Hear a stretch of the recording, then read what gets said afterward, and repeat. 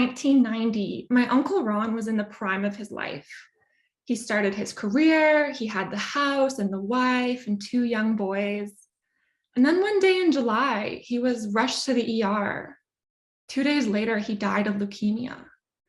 For many illnesses, including leukemia, early detection has a huge chance on your chance of survival.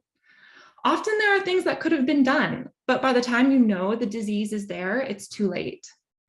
My research is making a new kind of technology that can warn doctors when disease is coming. The way this technology will work is by detecting tiny changes in the levels of your proteins. I know most people think of proteins as soy or chicken, but for today, I need you to think of proteins as the tiny machines that keep you running. There are thousands of different types of these little protein machines. And when your body is attacked by a disease, the amount of each type changes.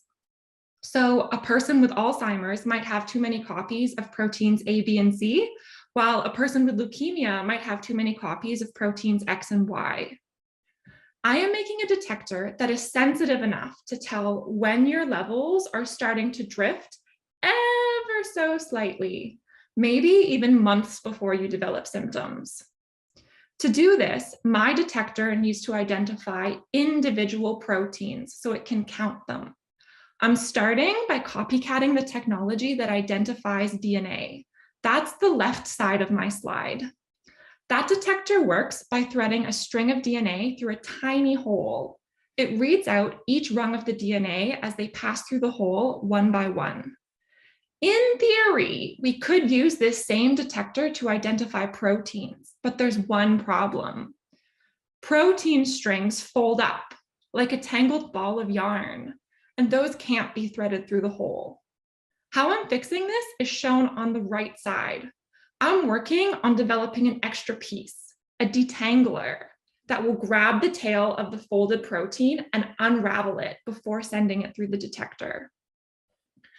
If this technology had existed in 1990, a regular checkup could have told us that my Uncle Ron had a little too much protein X and Y, and we would have known he was about to develop leukemia. I wonder what could have been done differently if we had known. But the thing is, this technology, it's not just for leukemia, but for nearly any disease because they all affect your protein levels. What I'm trying to do here is create the tools we need so that we can live in a future where instead of treat disease, we can prevent disease. Thanks.